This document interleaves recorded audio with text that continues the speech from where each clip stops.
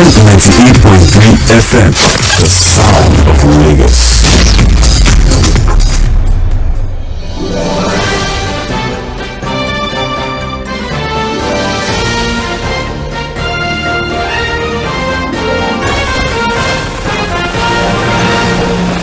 Good morning to you, Lagos, Nigeria. It's such a pleasure to be back with you on radio. You are listening to Mainland 98.3 FM, the sound of Lagos. My name is Sage Babalola. This is Mainland FM, and if you're just tuning in, welcome. If this is your first time listening to us, again, welcome to you. I can assure you, you've made one of the best decisions that you can make today. We're not just on radio, we're definitely online. So if you'd like to connect with us via social media, you can do so on Twitter at Mainland FM, Facebook, YouTube at Mainland 98.3 FM. As a matter of fact, we are streaming on both of those platforms, Facebook and YouTube specifically, so you can go on there and watch us live. There's also the option for you to send in your contribution when the time comes, or you could just leave your messages on there, and when it's time to take submissions, I'll be more than excited to take those submissions. Once again, welcome to radio. This is Mainland 98.3 FM, the sound of Lagos. My name is Sage Babalola, and happening right this very moment is Trends in the Papers, where we pretty much present you with stories that have happened over time, developing stories, news stories, whatever the case may be. And our source for this morning, or every single morning on Trends in the Papers, as indicated in the name of the program,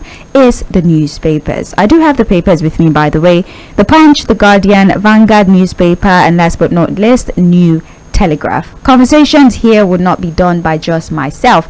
To give analysis to the stories we would be reviewing from the papers, joining me virtually is Fuad Said. Fuad, good morning to you. Thank you for being here. Yeah, good morning, Sage. How are you doing? Very well, thank you. Fuad, how are you doing? Let's even ask you for a change. How are you doing, really? Oh, I'm good. At least I'm breathing. Fuad, rich kid. That's why you don't tell us what's really happening. But it's okay. It's nice. I must say that you know, the cost of having to fly my car is getting on me, really. Yeah. Taking a very big toll on me. But we have to survive. We have to keep pushing. Definitely. All right then. I'm actually quite curious about how every single person listening to us is. If you call in, you could definitely tell us how you're doing, because we care about you. We're not just dishing out these stories to you. We definitely want to hear how you feel about these things. So when we say how are you, we're not just saying it because we're expected to. We genuinely want to know how you're doing here on Mainland FM. Let's get into the stories that we have for you for today. Punch newspaper is the story on no rider Kiari Funtua take temporary. We have here the sudden resignation of Mishori was spurred by the manner they handled the contentious. Have started shopping for a replacement for the departed officials, and at this time there has been a replacement for the chairperson of the APC, and we now have Abubakar Kiari that is heading the APC at this moment. So they have given us a list of reasons as to why they believe the resignation of Abdullahi Adamu and Senator Iyola Omishore came through.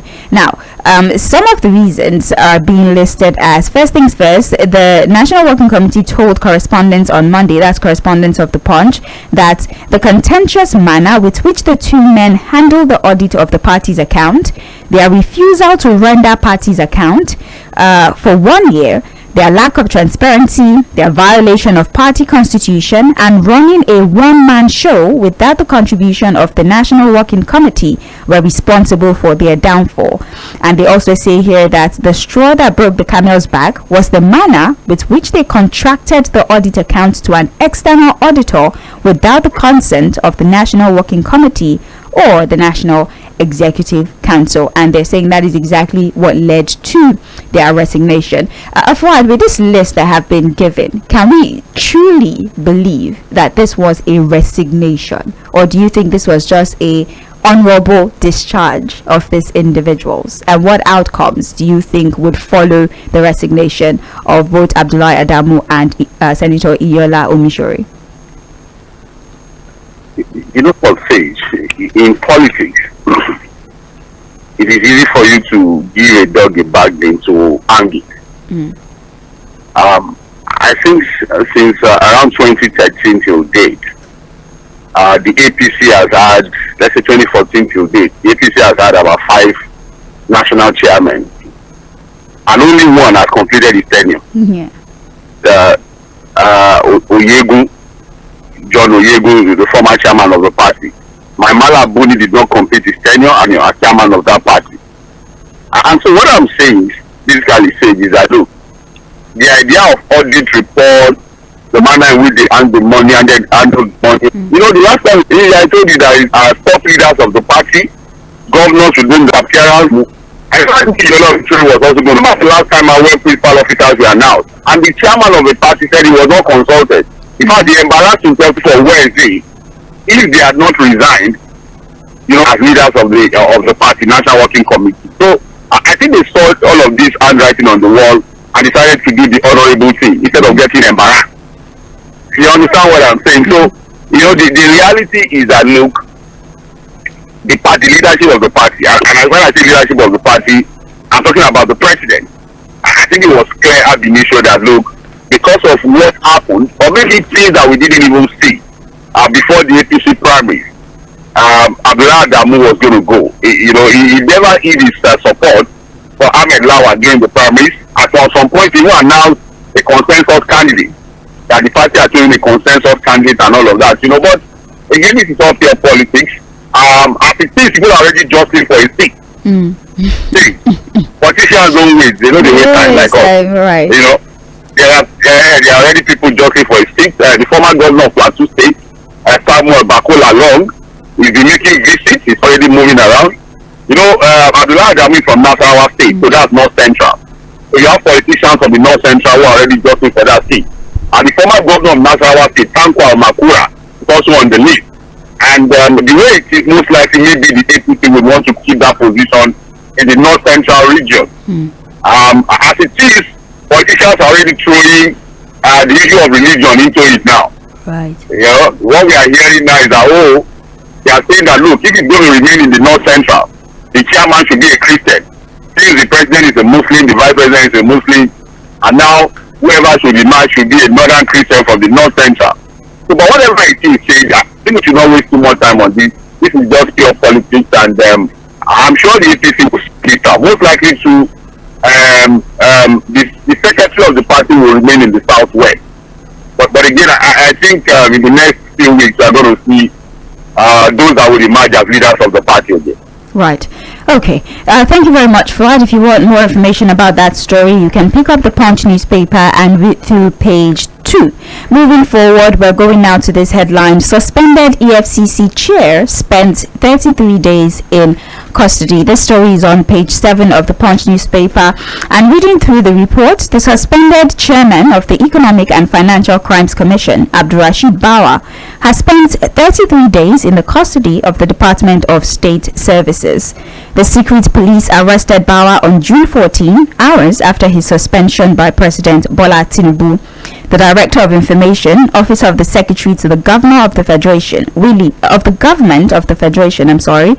Bassi, in a statement announcing Bawa's suspension, cited weighty allegation of abuse of office leveled against him as the reason for the president's decision. So, for a lot of human rights lawyers, the same way we saw certain human rights lawyers speak for the suspended former CBN governor Godwin Emefiele, we're seeing that replicated in the case of Bawa. They're talking about his detention for 33 days. At least I know the law provides that if you're going to arrest a person 24 hours or in severe cases 72 hours, and after that you should charge them to court, which is why everything you've been saying about investigate before arresting is still playing out again. So now the conversation is around, why is he 33 days in the custody of the Department of State Services? Why not just charge him to court? What exactly are you doing is unconstitutional, and it's a disregard for his fundamental human rights. Do you agree with it? For the manner in which our institutions perform their job, perform their duties, the similar pattern is playing out. Just look at the Emefiele, the governor of the CBN. Even before he was arrested this time, during the Buhari era, the DSS had come out to issue a statement that is being wanted for terrorism financing. See, I'd expect that, look, the DSS is supposed to be the biggest intelligence arm of the security architecture of Nigeria, the Department of State Services, State Security Service. One would expect that that institution, before it makes a statement, would have concluded its investigation, would have its facts, would have its evidence before making any form of statement on the matter. At that level, we are not talking. We can even excuse the Nigerian police that maybe they don't have the amount of personnel or wherewithal to gather enough evidence or intelligence on the matter, but not the DSS. So if the DSS in the past had issued a statement, requesting the arrest of the senior governor at that time on terrorism financing, and at this time again pick them up, and then the only thing they could do after a court compelled them to charge it to court was to charge him for possession of illegal firearm, just one, and cartridges for that gun. It is completely ridiculous. It questions, the operations of the DSS as an institution that is supposed. The same thing is happening with Bauer now. You have arrested him, you've kept him for 33 days, there are no charges. In fact, the information we have is that Bauer is refusing to write any statement because the guy is saying that, look, charge me to court. So we ask ourselves, are we not supposed to be doing? What is the level of training? What is Fuad, we can barely hear you. Fuad. Time out. No, maybe should we try to reconnect and have a seamless conversation so we can both understand what we're saying. We're still talking about the arrest and detention of EFCC, the suspended EFCC chair Abdulrasheed Bauer and his 33-day detention. And we also have human rights activists and even lawyers questioning whether or not it is appropriate for the DSS to hold anyone for that long without charging them to court. As a matter of fact, the report tells us here that since his arrest, the DSS has kept mum on the specific offense for which Bauer was arrested, the level of the investigation, and whether charges will be filed against him in court. So as it stands, there has been no official statement telling us what exactly they arrested him for. Fuad, do we have you back? Yes, it. All right, please go ahead. Yes, perfect. Go ahead, please. Like I was saying, the issue of Godwin Emefiele, eventually the charges, is a complete embarrassment to the institution of the DSS. That after all said and done, after initially issuing, statements that is wanted for terrorism financing, after keeping him for days, and then the court had to force you to charge him to court, and then the only thing you could come up with in your charge sheet was that he had a illegal firearm and some few cartridges. And that's probably what's going to happen with Bauer eventually when he starts to court. So the question is, are we using our institutions for political vendetta? Our institutions like the DSS, the police, are we getting to the point where we now use such sensitive, important institutions for political scores, to settle political scores, or political vendetta? I fear for Nigeria, if you have gotten to this level, where, security architectural apparatus who are supposed to be at it is complete and confirmed. The charges are ready. The evidences are ready. They know why they are knocking at your door. But look at it now. 33 days the man is there. I know we talked about it. I think by Sabakari. I remember when this issue first happened. He said, look, Nigerians are people of the moment. These guys have their fundamental human rights that must be protected and guaranteed under the law. And that there are even no provisions for the suspension of the CBN governor. If you have cases against him, arrest him, present him before the court, and go to the constitutional means to remove it. The same thing with Bauer. What have you arrested him for now? 33 days still counting. No charges. And the information we are hearing is that because the guy understands the law, he has refused to even issue any statement. Insisting that he must be charged. That statement can only be written against charges. So again, we just want to beg everybody in power, from the president to the last person. Can we just protect our institutions? Can we be process-driven in things we do? Can we follow the constitution? This is not a banana republic, for God's sake. We are a country governed by law. And And we are supposed to present ourselves, because this is ridiculous, it is shameful, it's unprecedented. Thank you very much, Fuad. And you can get more information on page 7 of the Punch newspaper. You're still listening to Trends in the Papers on Mainland 98.3 FM. We're streaming live on Facebook and YouTube, so go on there and join the conversation. Mainland 98.3 FM, that is where you go to on Facebook and YouTube to join us via the live stream. We're also on Twitter if you want to continue the conversation on there at Mainland FM. This is Trends in the Papers. My name is Sage Babalola, and I've been conversing with Fuad. Together, we've been going through the reports that made it to the front page of the Punch newspaper. Still on the front page of the Punch, we have another story here. Army intercepts Anambra-bound truck with ammunition. Riders to this, troops of 192 Battalion Nigeria Army operating in 81 Division nabbed a syndicate transporting a truckload of ammunition along Ajilete Owode Road in the Yewa North local government of Ogun State to Anambra State on Saturday. That's the rider. But let's get into this story forward. The Nigeria Army has intercepted a truckload of ammunition en route to Anambra, the Punch has learned. The ammunition, according to the Army, was intercepted by Army Public Relations Brigadier General Onyema Nwachukwu, revealed that a total of 18,000 cartridges and an additional 250 packet of law investigation, Nwachukwu says, empty truck was imported from Mali. Ammunition it begs the question, how is, even if you're traveling as a person in ammunition, was able to beat the multiple. What do we make of this, especially? Well, you know that this was true over the videos, how this was concealed in a truck. So it is the details of the cartridges for, if you look at the video weapons, who are they going to, then we just move to the truck now, or the arrest of the weapons or the cartridges. The question is, who were the people that ordered for this weapon? Who are they exactly? Who are the truck drivers, the people in the truck? Have they been arrested? What are they telling our security people?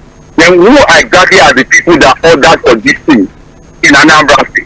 Who did they want to deliver it to? Who was the final destination? So it would be nice to have a complete idea of how this started and where it was going to end up. Who are the people that ordered for this? So that we don't just hear this story. The next thing, another one happens, we move on again. Because again, this indicates again why we have so much level of insecurity in the southeast. Just imagine this amount of cartridges weapons is eventually delivered to Anambra State. God knows the level of insecurity that we have as a result of this. So the fact that you have been protected, we have thank God. God knows how many of these weapons have been able to sneak through. Yeah, got through before this was intercepted. Got through before we got this one. Do you know whether other ones have gotten through before we're able to intercept this one? So again, we just have to beef up our security. I also think there has to be synergy amongst our security operatives, but from the customs to the army to the police. I think the customs needs to wake up, really, because they man the borders. They need to wake up and do their job. Well, you can get more information on page 8 of the Punch newspaper. We're moving forward now. Anthrax. Federal government plans nationwide animal vaccination. Experts urge vigilance. Now we're moving to health. The federal government on Monday said plans are underway to undertake a nationwide vaccination of cattle, sheep and goats following a confirmed case of anthrax in Niger State. The Niger case comes weeks after the federal government alerted Nigerians to the outbreak of the deadly disease in some neighboring countries within the West African sub-region.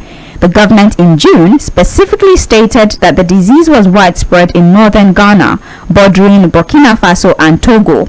Consequently, the federal government advised Nigerians to desist from the consumption of cowhides, also known as bomo, smoked meat and bush meat. So, Fuad, unfortunately, despite all the warnings and preventive measures, this is what I'm talking about. Despite all the preventive measures that were put in place to prevent the spread of anthrax to Nigeria, we have seen our first case in Niger State. Although we're being told that there should not be panic per se, considering the fact that this is not airborne. So it's easier to control the spread of the particular disease. And in a bit to control it before it becomes a national emergency, they're going to embark on the projects that would see to the vaccination of, cattle, sheep, goats, and what have you. But then they're advising that Nigerians remain calm because, like I said, it's not airborne. You have to come in contact with animals that have the disease before you can be infected. Please comment on this.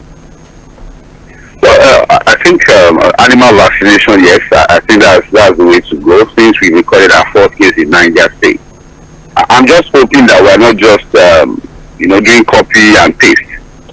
The fact that it's reported in other, I'm asking that, because it was discovered in some other African countries, we just have to say, okay, we have also discovered it here. So, but if yes, now, there's a lot of copy and paste, so, but if that is the case, yes, we can do animal vaccination. The question would now be, how do we do that? The way our animals are kept, it's not like, I don't know, which animals precisely. Are we looking at cattle? Are we looking at rams? Goats? Yes. Because the way we keep our animals in this part of the world, it will be difficult to have a comprehensive vaccination of animals generally. So I'll probably just say that, look, we should be more careful the way we get in touch with animals. Again, go to our abattoir, animals are everywhere, and people touch them, people mingle with them and all of that. But I think this is something that we can handle if I be proactive about it. And then transparent also about, because it is going to be about funds too. Vaccination will require funds and mobilization and all of that, and I take that too. And the people in charge should be transparent and do their job the way it ought to be done. Therefore, for more, I don't know. I think. Let us tell people not to do it. Let's tell people not to do it. Let's tell them not to. That's the advice. All right, that's what SCDC is advising. That is not it for more. Yes, because just to minimize risks. For more, there's one church in town. Please don't be sarcastic. No, I said I should tell them not to smoke, and I'm just doing that. That's what we're being told not to do, to minimize, the risk of having anthrax, at least until they go through the vaccination. It increases the susceptibility of people to contracting anthrax. So they're saying just avoid it until we have a handle on the situation. Avoid for more until when anthrax is no more. Okay, what have you said? That's what. Moving forward, because do you not allow. All right then, well, that's it for that particular report. Page 9 of the Punch newspaper. We're still on page 9. We have this report here. Politicians flooding government house distracting me. Akwa Ibom, I am so sorry. Akwa Ibom governor. He said the Akwa Ibom state governor, Omo Eno, has urged politicians to allow him to concentrate on the job he was elected to do. Please, I'll try to be professional. The governor complained that he was being distracted by too many unexpected visitors from politicians in the state. The governor was captured in a Facebook video addressing the gathering. He says, "I will not go to anybody's office without appointment. I find it amusing that people will just leave their home, show up and call you that they've not been allowed to pass through the government house gates. I will only receive visitors on Thursdays and Fridays. I beg us, between Monday, Tuesday and Wednesday, I will not receive any visitors. Allow me the time to do the job you have elected me to do. Allow us to hold meetings we can hold, treat files, and then you will know we are treating the files. I'm trying to manage my time, but people would get angry." So Fuad, I said, please leave me alone. Let me do the job that you appointed me to do. That there are too many people showing up, disturbing him. To just, to give support and solidarity. Oh, please. I remember the governor of Akwa Ibom says the happy Friday man. He's the happy hour man that said every Friday in Akwa Ibom state, I think beer will be sold at a reduced price. Yeah. To create happy hour moment. So maybe in that spirit, people feel, no, let's continue to say hello to the governor. All manner of visits. We have been seeing it with the president. It's not reported with the president. Set of 1999, committee of women, traditional rulers, friends, and like the governor said, people will even come without appointment. Yeah. And when you're in power, sometimes there are names that come to your desk. Oh, the man is waiting. You may not be able to turn them back. You understand what I'm saying? Maybe an old friend, or every manner of people want to come. Too much lobby for different things. I'm sure as you see, there are people who are already calculating The man does not have a commissioner's list now. Appointments are going to be made. Contracts are going to be awarded. So all of the visits are not for mere solidarity. You know, that's not the reality.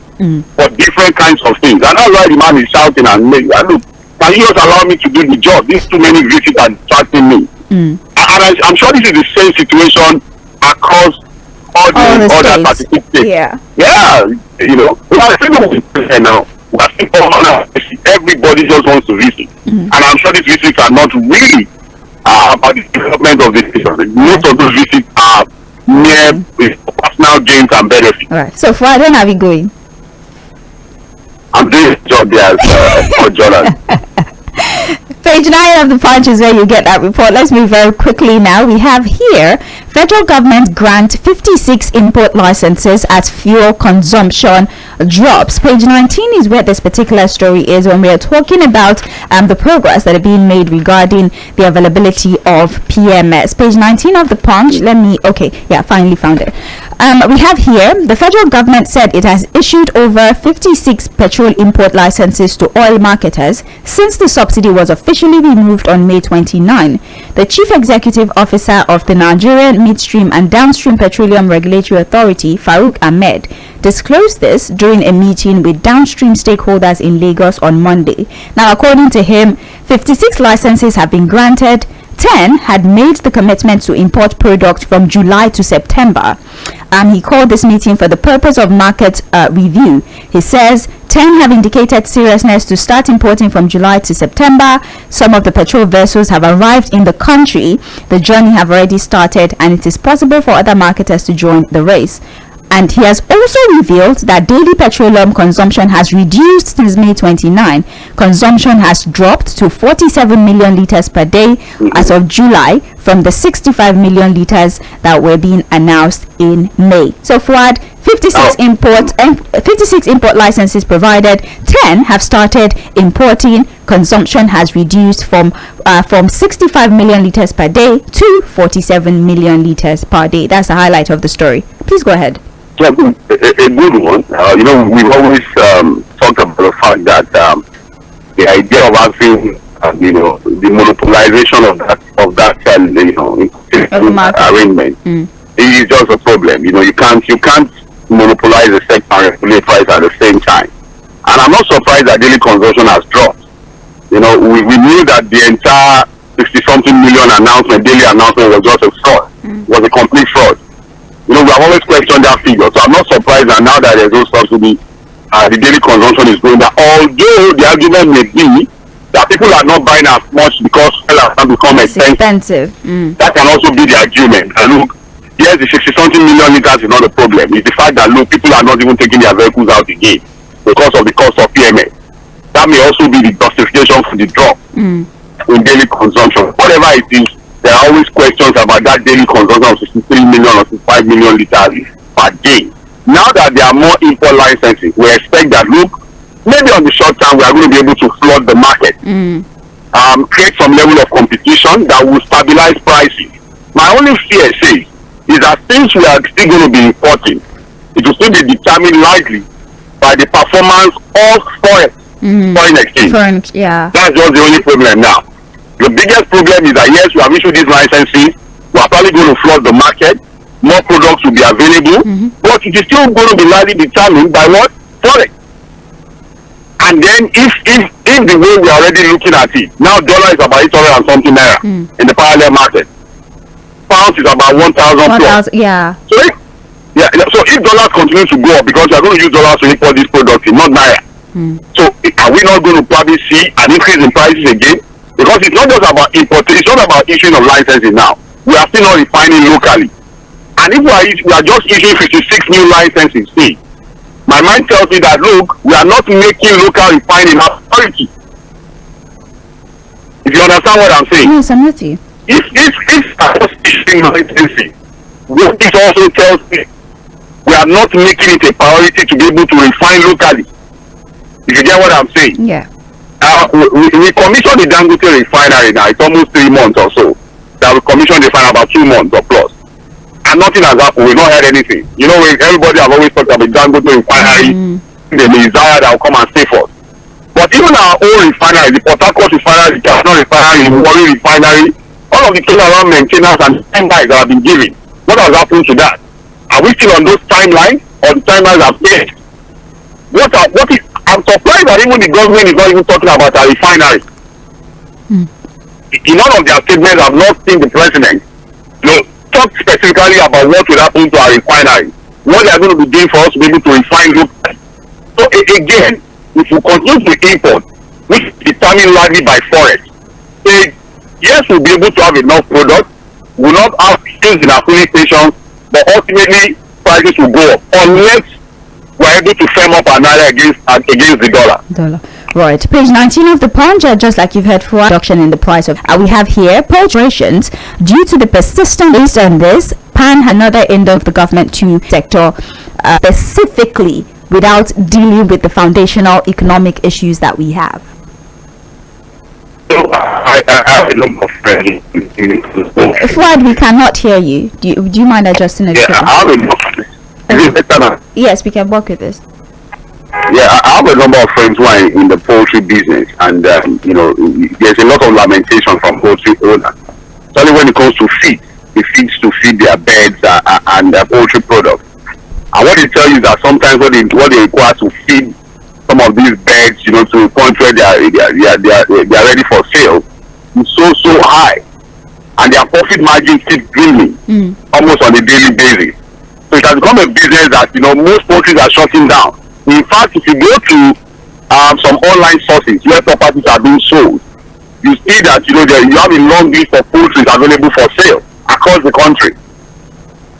Yes, you see that a lot of people are putting their poultry farms up for sale in most parts of the country, and that tells you that the business is struggling seriously. Again, this goes to the issue of grains. Are farmers able to go to farm and farm enough? How readily available are grains? And there's an international dimension to it. I think I was seeing it on TV yesterday. Russia is pulling out of the grain arrangement in Ukraine. Yes, I saw that. And so we are going to see a shortage of grain and wheat because that country provides the biggest supply. So we can't to the international market. We can't produce domestic. We can't produce here, and we can't import. So again, that's going to cause a lot of trouble because if Russia is pulling out of that, it means that supply from Ukraine will drop. Yes. And then we are going to have a lot of food crisis globally, especially when it comes to grain, wheat, and some of these supplies that come from Ukraine. So it's a very tough one. That's why we are talking about local food self-sufficiency. How we should guarantee that. I like the fact that the government has declared emergency on food security. But we're going to wait for them to walk the talk. It's not just about issuing statements. We want to see the government really act out what they are saying. Like I said, when Dele Alake made an announcement, fantastic one, good in the books, the idea is beautiful, provide security, give all the needed support in terms of machinery and finance to farmers, guarantee their security, give fertilizers out, create a food bank, and all of that, fantastic idea, but implementation is always where we have found wanting. So if we implement that, maybe it will also help poultry farmers. All right, well, that's it for the Punch newspaper. You're still listening to Trends in the Papers on Mainland 98.3 FM. My name is Sage Babalola. Fuad Side is also with me, and we're still conversing regarding the report in the different newspapers. You can join us on social media, Facebook, YouTube, Mainland 98.3 FM, where we're streaming. We're also on Twitter at Mainland FM. Don't just interact with us, do well to follow us so that you are updated on all of our shows, both new and existing. We're moving now to the Guardian newspaper. Unfortunately, I don't have good news. As it stands this moment, Fuad, inflation is at 22.79%, and Nigeria spends over 99% of revenue to service debt as inflation bites harder. Let's get into the details of this particular story. Now, there are riders. CBN's overdraft gulps 1.2 trillion naira. Revenue performance is below 70%. Fiscal deficit hit 25.5 trillion naira in less than 8 years. Maturing debt fund account receives no allocation in 9 months. Inflation hits 22.79, far below experts' projections. Economics bulk at MBS inflation reading calls for integrity test. Now, Nigeria's grave fiscal position for 2022 financial year became clearer yesterday, as latest data showed that 4.26 trillion total revenue available for financing the 2022 budget in the first 3 quarters of last year, a colossal sum of 4.23 trillion went into debt financing. So there was a revenue of 4.26 trillion naira, and the amount that was spent from that for debt financing was 4.2 trillion naira. The country director, well, that's why they say 99%. The country director of the World Bank, Shubham Chowdhury, has warned that the proportion of government revenue going into debt servicing cost would continue to trend upward in the next 5 years and balloon to 160% in 2027 unless radical reforms are taken.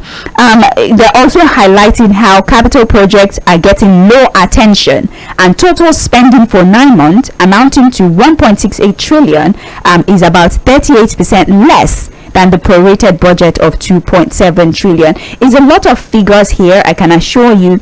You actually need to read this. They've also highlighted how the fuel subsidy removal, amongst other things, is responsible for this rising inflation rate. Fuad, I know you've always asked that we take care of ourselves, but then really, how is this going to work? I know that the government has come up with a cash sharing policy, allow me to call it that, but then doesn't that render most of their policy invalid now that there has been a significant shift in inflation rate from about 22.41% to 22.79%? Well, for people who have always talked about the fact that we can continue to borrow, you know, we have a lot of people who call it as, no, we can still continue to borrow. America is borrowing, China is borrowing, we can still borrow. Our debt to GDP ratio still allows us to borrow more, so we can continue to borrow. Luckily, this is not a statement from me. This is the World Bank. And you know, the debt management office has been warning us about our situation. So again, luckily, this information it tells us the reality of our situation. And what can we do about revenue to debt ratio stage? Number one, and these are serious issues to address. People to address but difficult to implement. Of the lack of willingness to do the right thing. See, we need to cut down the cost of government. Very, very important. We need to drastically, this idea of buying SUVs, buying this, humongous allocation of funds with few Nigerians. It was difficult to hear you at the point, but it's okay. Okay. You know what I call ridiculous appropriation of funds with few Nigerians. Because they are their political owners. Must stop. You know, it must stop. This idea of humongous allowances, you know, salaries, double salaries, multiple salaries, SUV every 4 years, houses every 4 years. We need to cut down the cost of governance. Because at the end of the day, a lot of the funds that we borrow end up into consumption, paying of salaries, allowances, and all of that. That's number one. Number two, we need to fight corruption. A lot of the money we borrow at the federal and state level ends up in private pockets. White elephant projects. You know, these are states don't need, they go into those projects, they borrow with their state, keep the state in perpetual penury and debt. We need to look at corruption and fight it. Unless we are going to remain in the same level. And then ultimately we need to look at how to go back to producing as a nation. We need to start producing, we need to start, you know, our industries, we need to fire them back.